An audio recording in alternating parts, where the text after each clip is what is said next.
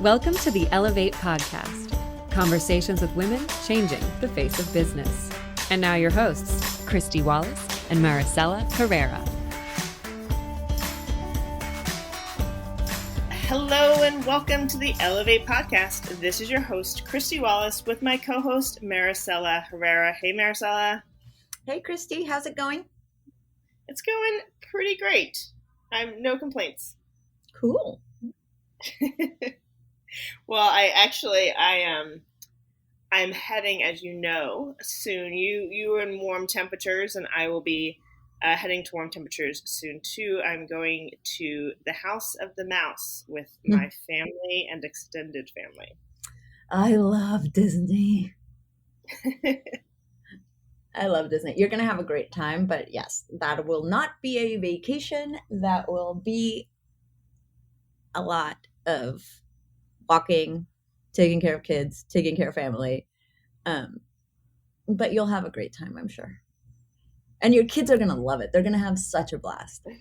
Oh, they will. They will. The whole family, the whole gang will be there. We have 8 children in our group. But something I'm trying to flip the script, because there was a part of me that was like, oh gosh, this is not a vacation. This is wrangling children and mother-in-laws for a week straight.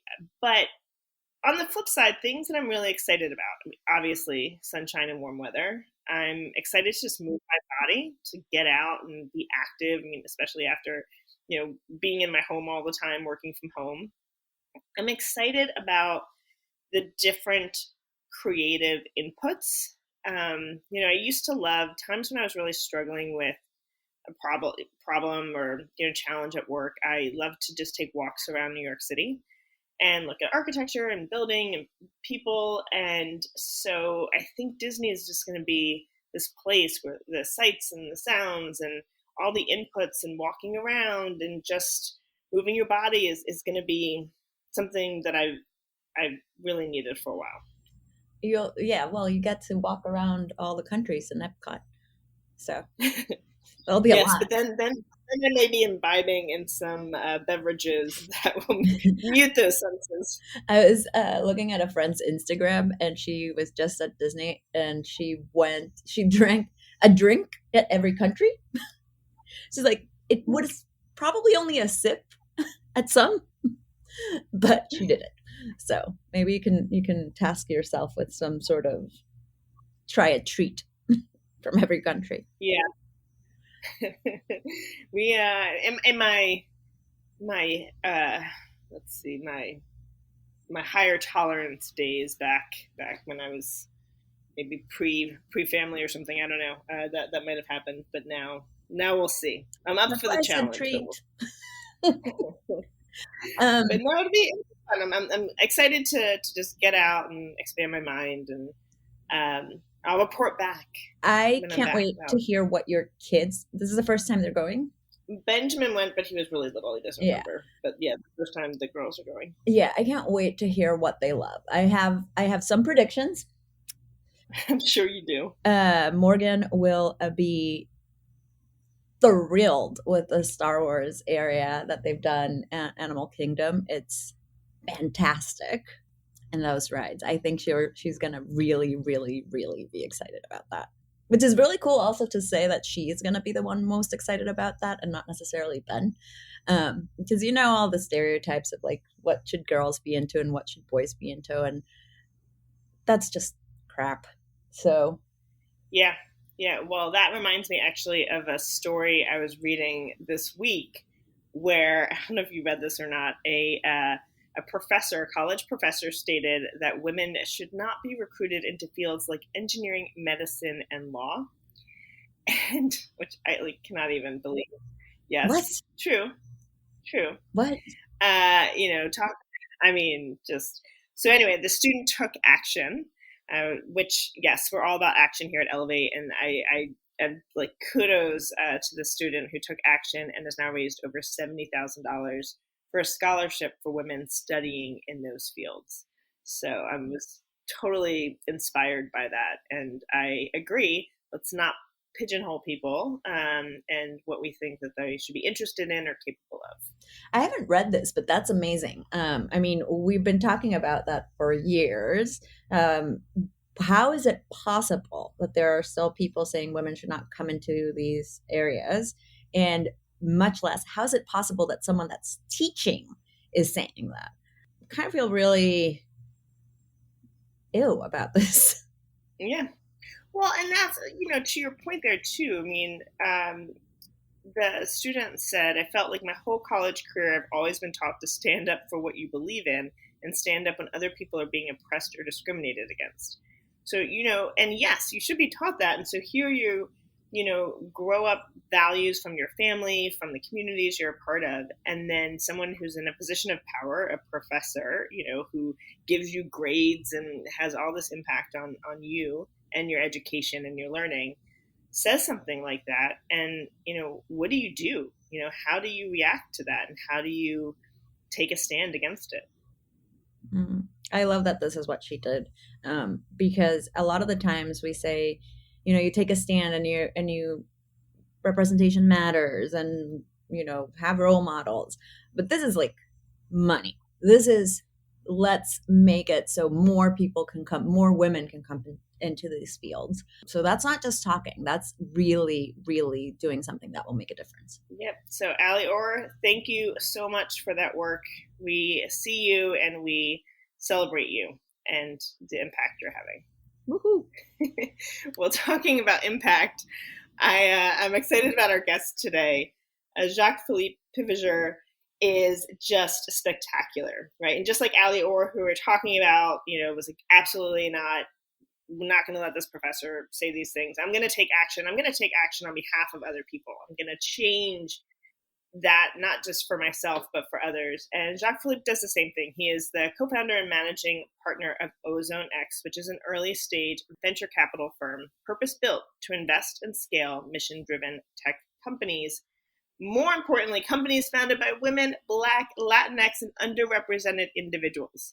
Ozone X also really is creating a network of expertise in, I want to say everyday people, all of us, learning how to do due diligence, how to invest in these early stage companies.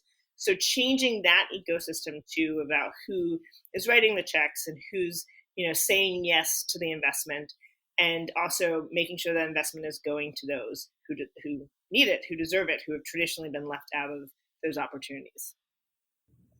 I am so excited about this because just like we were saying with Ali, this is money, right? This is money that's being funneled into women. And we're going to talk about this at Mobilize Women on June 8th. One of the panels that I'm working on is going to be about the ripple effect of women investing and people investing specifically in women and people of color. So women-founded companies only received 3% of VC funding in 2019, and that went down to 2.2% in 2020. So even the percentage of money that women-funded companies are getting is still very small. The raw numbers are increased, but it's still not enough. And that also for people of color is even smaller. So I'm extremely passionate about this. And something that's been happening in 2021 is we had a few unicorns led by women that had some exits. So Sarah Blakely Spanx or Whitney Wolf Heard's Bumble, and some other companies that might not have been at the unicorn status, but that had really successful exits and had women in their founding team or high up in their ranks. And what we're seeing is that these women are turning around and being like, okay, let me invest in more women. So it's great to see that Jacques is an ally and doing all this, but it's also great to see how the landscape of investors shifts and how that has an impact on the companies that are being funded.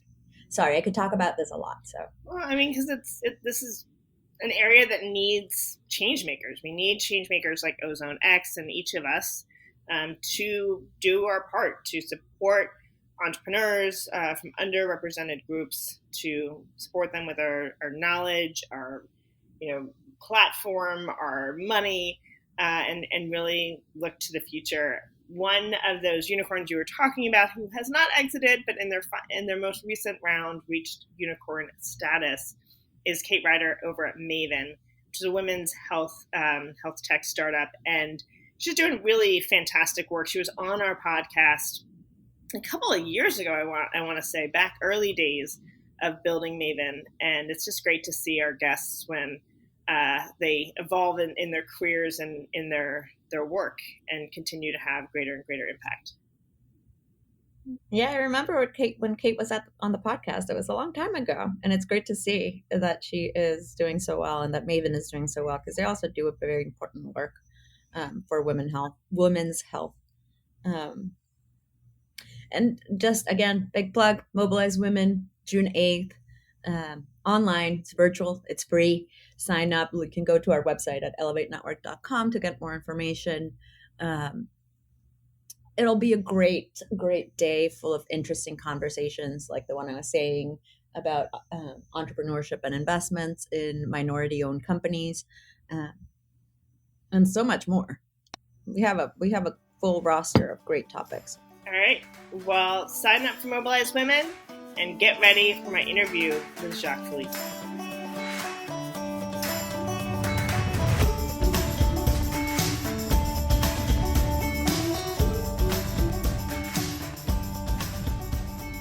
Hello, Jacques-Philippe. Welcome to the Ellevate podcast. Thank you very much, Kristy. It's an absolute pleasure to be here. I appreciate you inviting me to the community. Oh, of course. And while our guests are typically identify as women, we always love to bring on change makers, advocates, and allies who are doing really important work on behalf of women and underrepresented populations to create meaningful change. And so it's really thrilling to have you here today. Thank you. I know you're very discerning with respect to the people that you bring in for these podcasts. So, I'm just happy to be here, and I'm hopeful that I'm able to provide some useful insights, that can benefit, people in the community. I know you will. So why don't we get started? Tell us a little bit about who you are and what you're currently working on. Sure, happy to. Who am I? Sometimes it's important to pause and reflect. It's kind of like, who am I in this moment? So I was born in New York. I grew up in Miami. I spent my summers in Haiti, which is where my family spent most of the last couple hundred years. And I like to think of myself as being part of 2 million years of human experience and history. And kind of that description of who I am at a very high level, I think embodies how I move in the world and how I think. And hopefully by the end of this conversation, it'll become apparent why I say that. To get into a little bit more detail, there's definitely been a lot of variety in as far as who I am. Right? So I grew up in tough circumstances in inner cities of the United States. Probably half of my high school did not graduate on time.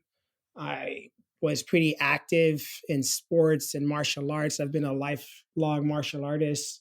I was high school national champ in judo. I was Division I state runner-up in wrestling. So I kept busy. I did a lot of different things. And from there, I went on to Georgetown for undergrad, Dartmouth for business school. And professionally, my career has largely been split between a couple of large investment firms and building a number of different fast-growing enterprises, as well as helping to create a few nonprofits. And so I've definitely, dabbled in many spaces, although professionally it's always been investments and building companies. And currently I'm managing partner and co-founder of a venture fund called Ozone X. We like to think that we're creating the future of venture capital as we know it, moving from what we consider to be a very egocentric approach to investing to something that's more expansive and post-ego. And we do that through the use of collective expertise as well as tech. And specifically, Ozone X is focused on backing underrepresented founders. So namely women, Black, Latin, Asian, LGBTQ, groups that have been largely marginalized by the traditional venture capital flows. I'd imagine that many people in your community are already aware of it, but it's always good to frame it and provide some numbers. So that group of people that we target as far as founders who we believe have tremendous expertise, skills, ideas that we could look to back with financial and other resources, well, that group represents roughly 65 to 70% of the population, but collectively they get less than 6% of the capital. Women in particular have historically gotten less than 2% of the capital. So 50% of the population gets less than 2% of the capital. And although there's a lot of talk about the fact that this needs to change and directionally, what you see in the media suggests that there's movement, but the numbers tell a different story. So 2021, the percentage of capital that went to women in VC actually decreased. It did not increase. And then if you look at Black women or Hispanic women, you're looking at literally 0.06%, numbers like that, which are, might as well be a zero. So there's a lot of work to be done from, our perspective. We see it as a tremendous opportunity and a challenge, and we're taking it very seriously. We're still early with respect to what we're doing at Ozone X, but I think we've made tremendous progress, and we're looking forward to continuing to build. And, for us, because of the model that we're using, collaborating with yourself, Kristy, and your members in Ellevate is a key part of how we achieve success. And for us, we like to think that the strongest me is we. And, that again is part of the reason I'm so happy to be here with you. Thank you so much for that. And I'm really excited about the work you're doing. But I want to kind of break this down a little bit especially for our listeners who may be saying, wow, that is surprising, or I can't believe that women entrepreneurs are getting such a small slice of the pie. And I think there is, an unfortunate story sometimes that, maybe their businesses aren't successful. Maybe their businesses aren't relevant enough or interesting enough. I mean, you can make all of these reasons to try and justify that huge gap in funding. But we know that those reasons are not true. And could you share your thoughts on why that funding gap exists? So I could answer by just saying +1 to everything you just said. It's absolutely true. And, it can be very frustrating for those of us who care about this issue and who are on it day in, day out. The reality, all the numbers point to the exact opposite, that whether it's women or, other underrepresented groups, when they get capital, they return more money and they return it quicker. So they're actually very good bets relative to what the industry has been doing. And so when you consider that, if you look to answer why is this happening and why are women and people of color not getting more capital, you have to look at some of the intangibles in terms of why and how people allocate capital. And it's also important to note that when you look at the people who actually control the capital in VC, about 93% are white men. And so those are the people who are allocating the capital. And the reality is, if you ask VCs and general partners at the VCs, generally speaking, I don't find them to be, misogynist, or they just don't like women, they don't like Black people, they don't like Hispanic. I think it's a matter of the human condition and how our society is, and comfort with other people that are like ourselves. And that is lending itself to, adverse results within the VC space. So, the people who are allocating the capital are not women and they're not people of color. And so they don't see value in the ideas or the types of businesses that said groups are bringing to the table, and they tend to pass on them for a variety of reasons. And that's part of what needs to be addressed. Typically, kind of the most aggressive near-end solution that most people agree on is, in order to combat this effect, you need more women and people of color actually allocating capital, because they're able to assess those opportunities more fulsomely. And they just come to the table with a more open mind with respect to the capabilities of that demographic. And so that's part of what we're doing at Ozone X. And we think that's a key part of the solution. Yeah, I mean, that's that. What you're talking about here, this kind of mini me syndrome, which has led to a number of disparities in the workplace in the world. I mean, we've talked on this podcast before about the impact on women getting hired or moving up through the ranks of their organization, because we as humans, as you're saying, like, we tend to be like, oh, we went to the same school. How cool is that? We have a connection, something to talk about, or we have this other shared experience or shared identity. And when you look at who's making the decisions and has that power, if they are, more quickly building a connection and a rapport with someone because of that shared experience and identity, then it starts the gap starts to widen immediately. And it's about, being intentional and proactive of seeking out those relationships and investing in those relationships with people who are different than you. And that only helps to make you stronger. I'm curious. So how is Ozone X going to solve this? You gave us a teaser into what you're all about, but really dive into, the importance of your work and how this is going to move the needle. Yeah, absolutely. So in our view, we all have biases, but when you combine perspectives from many people, you tend to get to a more objective result. And so that's where the collective expertise comes in with respect to our approach. So if you think about the traditional venture capital model, you're essentially sourcing deals, evaluating them, and then supporting the companies in your portfolio as thoughtfully as possible. Up to this point, it's typically been a few partners who do all of those things. So they assume to have a very extensive network as well as a particular expertise and build a fund around that.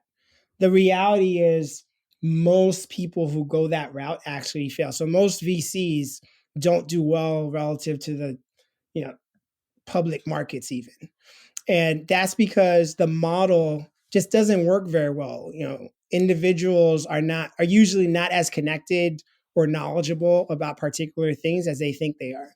However, the data shows that groups of people are actually very smart when they pool their ideas.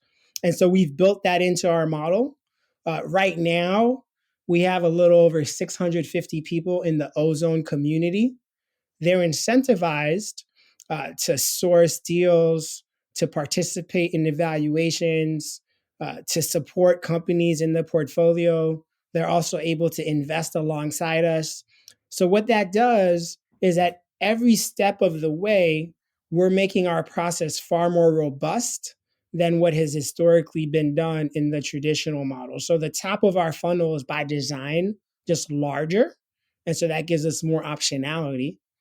The bottom of our funnel is tighter. So instead of just me and my co-founders, and I shouldn't use the word just, I think we're amazing and we've done wonderful things, we've done well, but we're still a handful of people.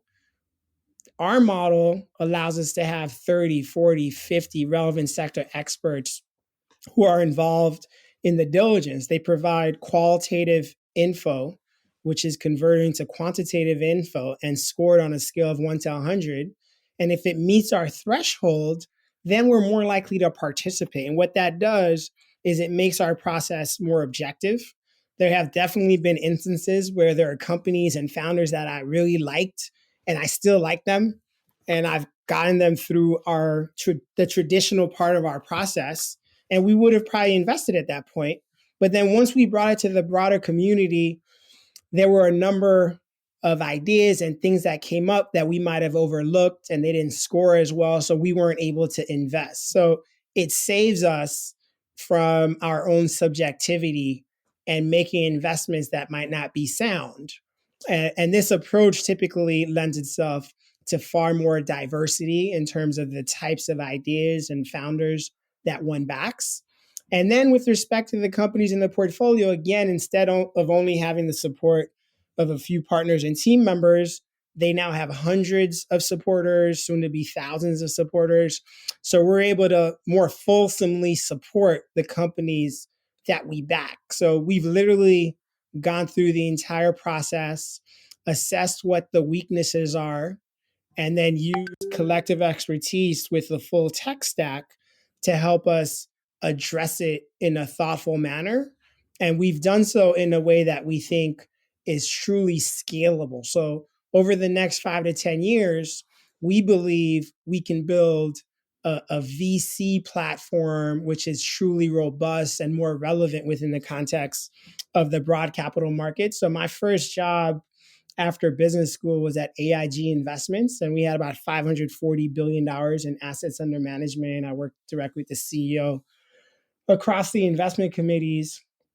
And the reality is there is no venture fund even close to that scale, and the model doesn't lend itself to that. Whereas with our approach, because we're using a more distributed approach, which we believe is more objective, and we're leveraging tech, over the next several years, we can build something that can sustain those types of assets and really allow us to deploy more resources and support more founders that are, helping to solve for some of the greatest challenges of our time. And what I should also mention is that the companies we back are generally solving for challenges that we consider to be of consequence. So they fall in a few categories. We call it the SHE categories, SHEE, which I'm sure the members of Ellevate would appreciate. So that's sustainability, health and wellness, education, and future of employment. And we're always looking for companies that can get, 25x relative to our entry level valuation. So, because a lot of people think of purpose as if it contradicts with returns. And what we're finding is the exact opposite. If you're solving for something that is truly important, it tends to be more resilient. The founders are purpose driven. They're not going to give up as easily. And once it takes a hold in the market, it's a real need that's being solved. So it's not going to be as cyclical. You can count on it. And that's what we've been seeing with the companies in our portfolio. So we're really excited about the prospect of what we're doing and what it represents, for our global population, and in particular for women and people of color, because this is an opportunity for them to have their ideas realized and transformed into businesses that can scale and really impact the planet and people in meaningful ways. I love everything that you're doing. And, you and I have talked before. I'm an advisor to a number of startups. I'm an investor in a number of companies. And I love it. Like, I find it fulfilling personally, professionally, that I'm really, giving. It's not even, it's giving back, but it's also a sound investment in my portfolio and for my future. But I would imagine that many of our listeners today might think, well, I don't have that expertise to invest, or I don't have that expertise to be part of that community, to advise a company, or to be able to participate in that due diligence. Can you talk a little bit more about your community and how, everyone, all of our listeners, would have something to add to that? Sure, happy to.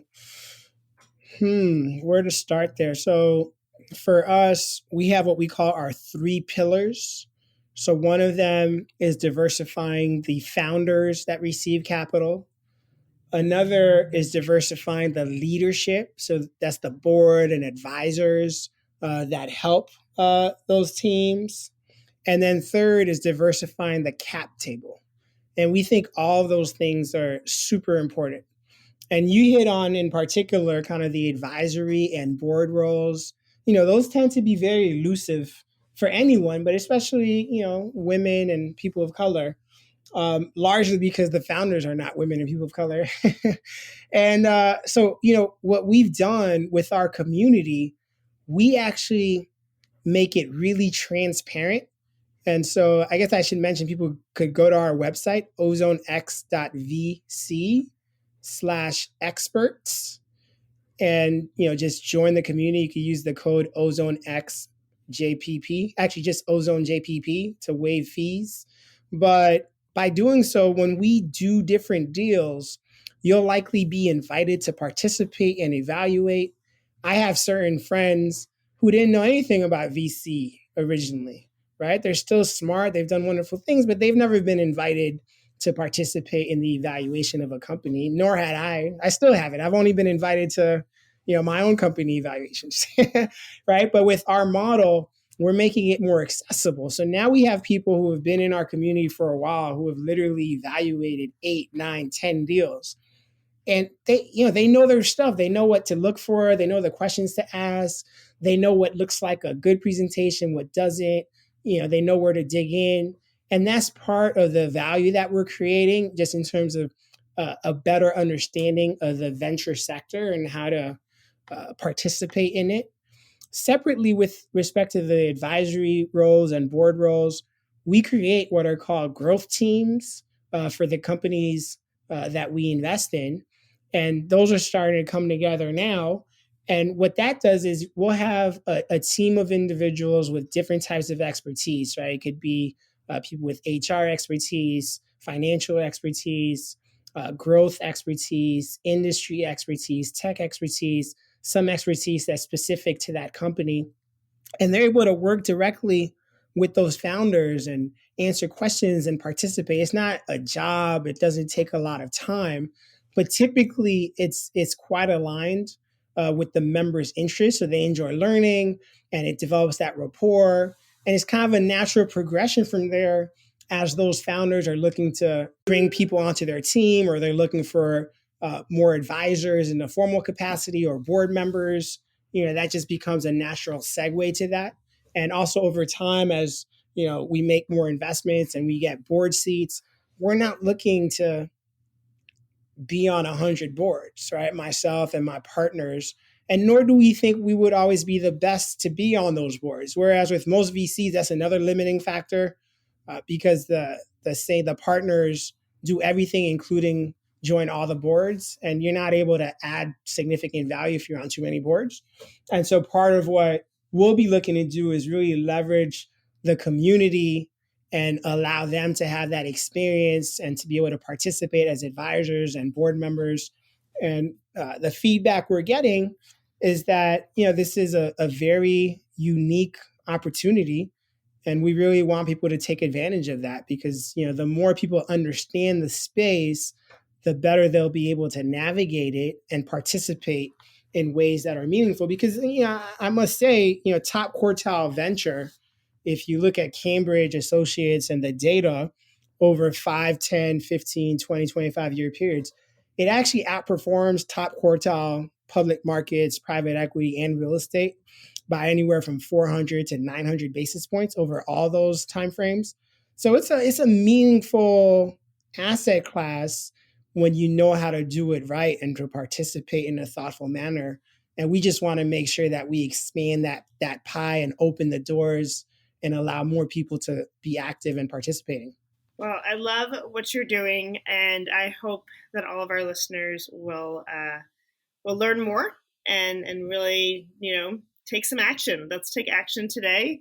Let's change these numbers. Let's support these founders. And if you're thinking of starting your own business, now you know what great resources and support you have out there.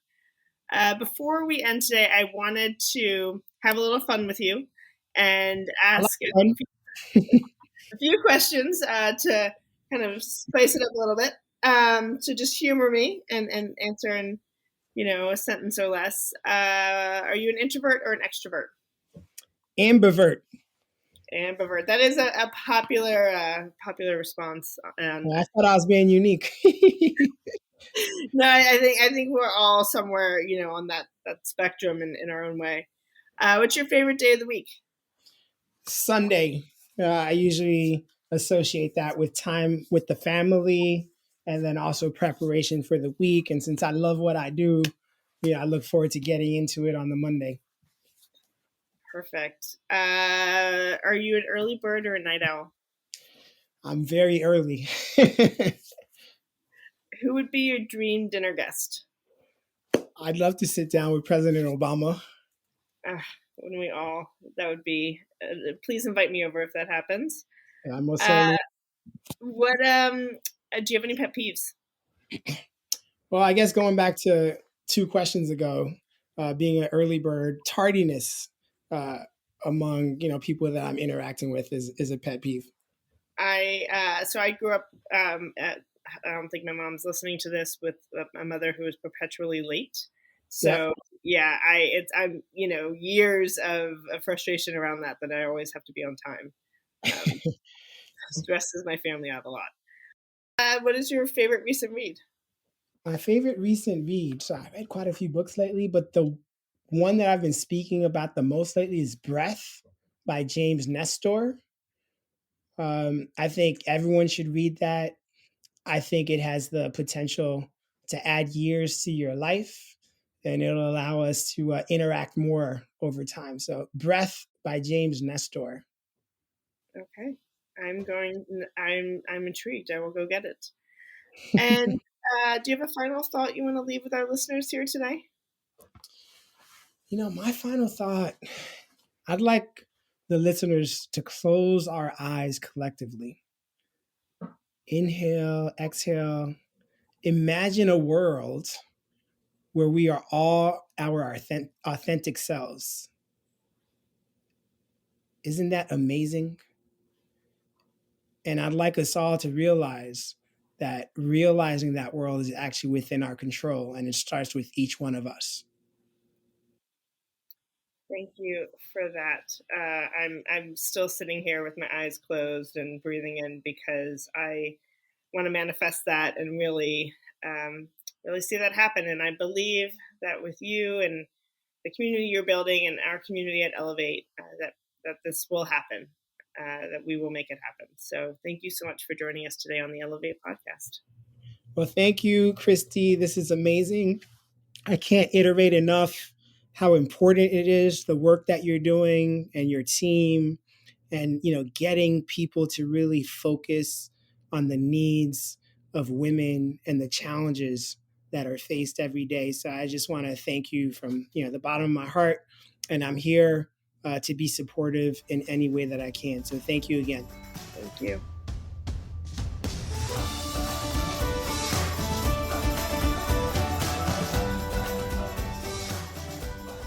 Welcome back, everyone. I hope you loved that conversation.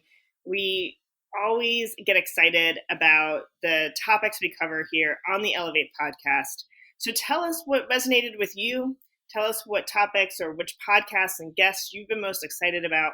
We want to hear from you. Make sure that we are having those conversations that address your needs, your concerns, your goals and ambitions. You can always email us at podcast@elevatenetwork.com. or shoot us a message on social media. We love to hear from you. Yeah, please. We love to hear from you. You can also join us at one of our upcoming roundtables. As you might have heard in the last week's episode, a fan of the podcast was at Maricella's Rising Leaders Roundtable recently and ended up in a breakout room with her and shared how much she's loving the podcast. So we'd love to meet you too in this virtual, real life space and have conversations. We invite you to join us at the Executive Roundtable, Rising Leaders Roundtable, Career Changers Roundtable, Women Seeking Confidence. We also have roundtables for LGBTQAI+, for seasoned professionals, the Black women in our community, as well as entrepreneurs. And if you're wondering what a roundtable is, it is a space to be heard, to be seen, to be at the table where the real conversations are happening that impact you in your life. At our roundtables, We curate intimate conversations around important topics. The upcoming executive roundtable is talking about the art of giving and receiving impactful feedback, which we know is critical for executives.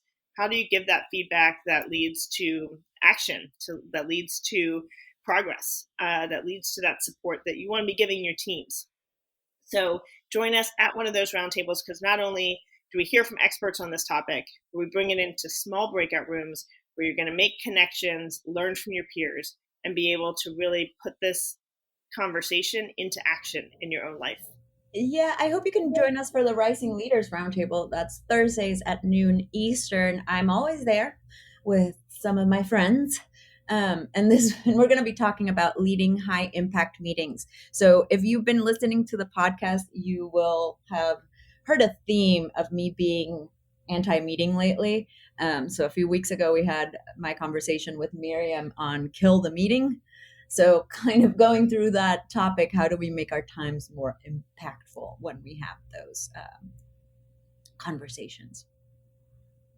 That I cannot wait to hear the takeaways from that. I think at Ellevate, and particularly in this virtual space, you're just constantly questioning the meetings. Yep. You know, could this meeting be an email? Or how do we make this meeting more effective and efficient? Yep. So I think it's always progress, but something to consider when you think about how much of your time is taken up by meetings. And for our Careers Changer Roundtable, they'll be talking about how to craft a compelling story for your midlife reinvention. Very excited about that. That sounds actually quite interesting as someone who feels like she's going into a midlife crisis. Maricella. And Women Seeking Confidence, we'll be talking about imposter syndrome. So lots of great conversations happening here at Ellevate Network. Check it out at elevatenetwork.com and register for a roundtable today. And now, drum roll, it's time for women who are making history, which we still need a better name. Woohoo! We're excited about this. We love celebrating all this amazing stuff. And part of what I've been super jazzed about is many of our firsts that we've been talking about the past couple weeks are, you know, women in public office, leading police forces, leading, municipalities and sports and all of these places where really there's been such underrepresentation. So I'm excited to celebrate these firsts. Today, I'm going to lead us off with Donna Dutoda, who became the first woman to be named New York Sports Writer of the Year by the National Sports Media Association. We know media is lacking in diversity of voice, and congratulations, Donna. Exciting. Judge Jennifer Bailey was the first woman elected president of the West Virginia Judicial Association. Soccer referee Natalie Simon made history as the first Black woman to earn a FIFA badge. Toni Kutchin was elected the first woman president of the Academy of Science in St. Louis. Trina Higgins was nominated to be the first woman to serve as U.S. Attorney for Utah. Allison Armstrong became the first woman chief of the Toledo Fire and Rescue Department. All right, Maricella. Well, this has been a great week with you, hanging out on the podcast and hearing all about Ozone X from Jacques-Philippe. Next week, stay tuned. We have Whitney Johnson. Now, this, I believe, may be Whitney's third time on the podcast since we started.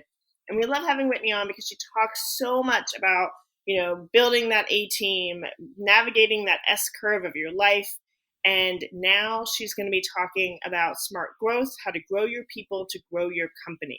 So as you know, Maricella and I are very passionate about businesses that really cultivate a place of inclusion and a great place to work that put your employees first.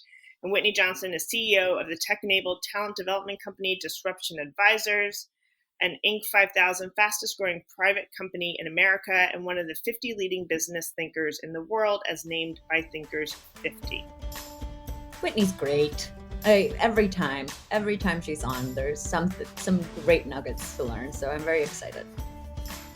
All right. Well, we'll see you back here next week. Bye.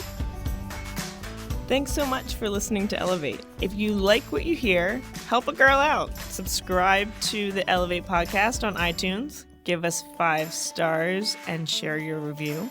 Also, don't forget to follow us on Twitter at ElevateNTWK, that's Ellevate Network, and become a member. You can learn all about membership and all the great things that Ellevate Network is doing at our website, www.elevatenetwork.com. That's ELLEVATE network.com. And special thanks to our producer, Catherine Heller. She rocks.